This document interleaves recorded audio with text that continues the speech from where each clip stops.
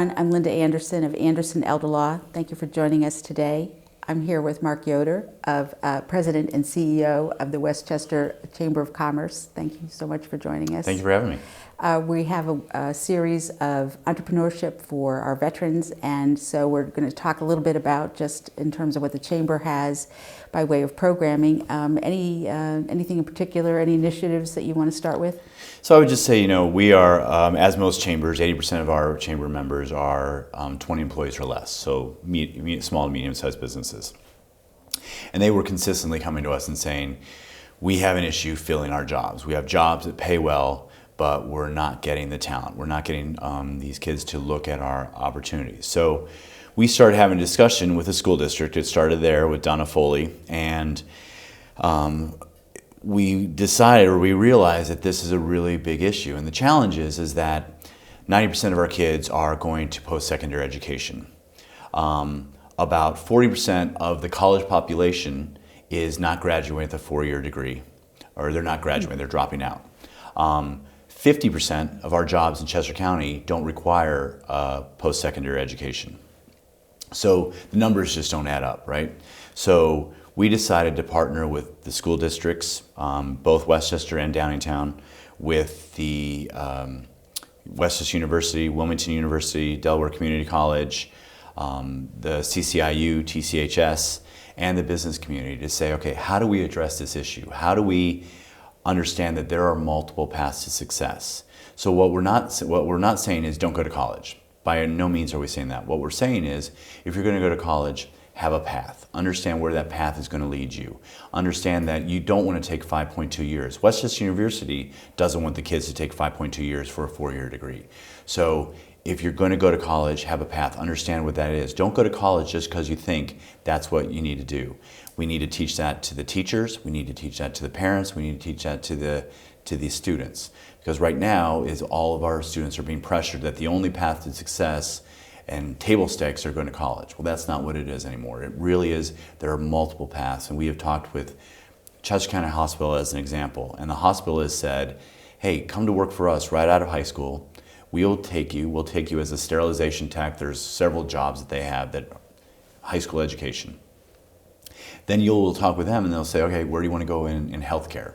Or where do you want to go? We'll help pay for you to go to college. So now instead of my parents paying for it, now the business is underwriting some of that and they're putting you on a path. So they're saying, all right, you're going to go, all right, here's the degree you want to go. If you want to get here, here's what you need to do. Don't take this, take this and get there and be done in 4 years.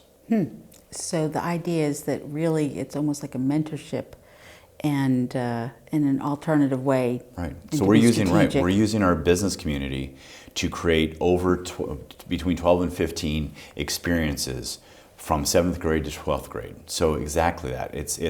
We are going to let these students see all these jobs that exist. I'm the CEO of the Chamber of Commerce. I don't know all the jobs that exist out there. So how is a junior supposed to know, in high school, supposed to know what those opportunities are? So we want them to hear from these different communities. They can go to Autos BMW as an example, and they can learn, it's not just selling cars and fixing cars, it's marketing, it's HR, it's management. There's so many different aspects to running to these businesses, and they can get that at a hospital, they can get that at a lot of these employers, and they don't need to necessarily get a 4-year degree. Maybe it's a 2-year degree, maybe it's a specialized degree. So all these things students need to be aware of.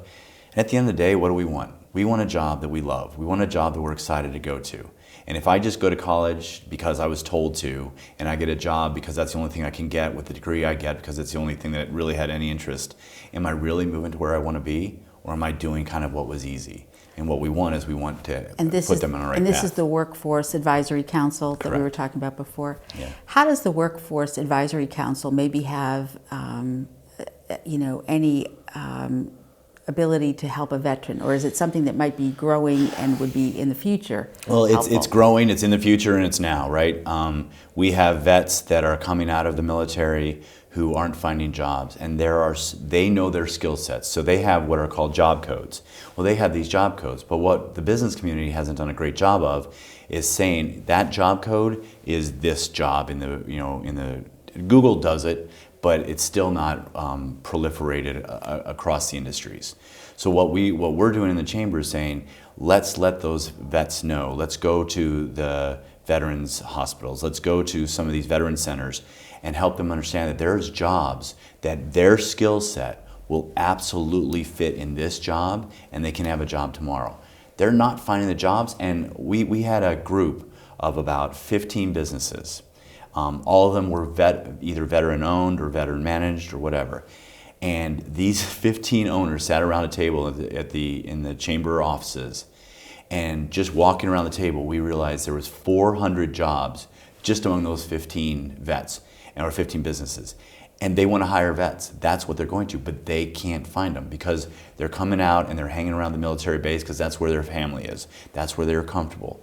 So we need to find a way to get them to Chester County and help them realize that these opportunities exist. So we're working on it. It's something that we have a kind of almost a subcommittee of the Workforce Advisory Council working on it. But it's an issue, it's an opportunity, and it's something that we need to do because these vets can be very, very, integrated into our business community. We just need to find a way to get them there. So when you think about the chamber being a resource, it's a resource not only for the business owner, it might be a resource for the potential employee who's a vet. Correct. And so the idea is to really start connecting the dots for everybody. Exactly.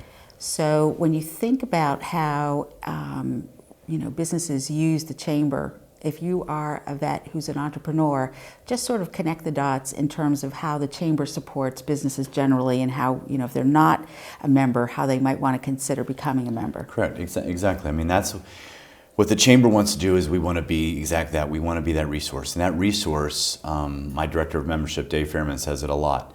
What that definition of resource is probably has 650 different definitions, right?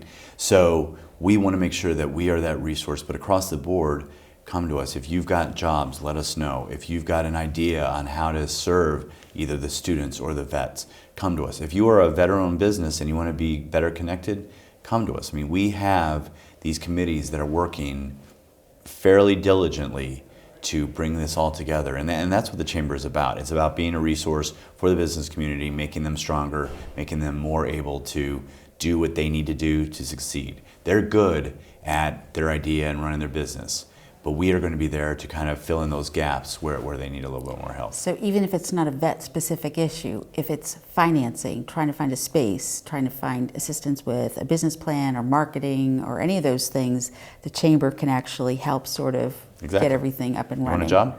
Yeah, I got plenty of jobs. Right. Yeah. No, you're absolutely right. That's exactly right. We can help. Whatever that, I like to say, whatever that issue is that's keeping you up overnight, up at night. That's where we want to be a help, right? We want to say, give us a call. And I may not have the answer, and Dave may not have the answer, and my staff may not have the answer. But we've got a board of 25 people, and they may not have the answer. But I can tell you, if it's an issue that you're facing, it's probably an issue that other business leaders are facing, and we're going to try to find a solution for that.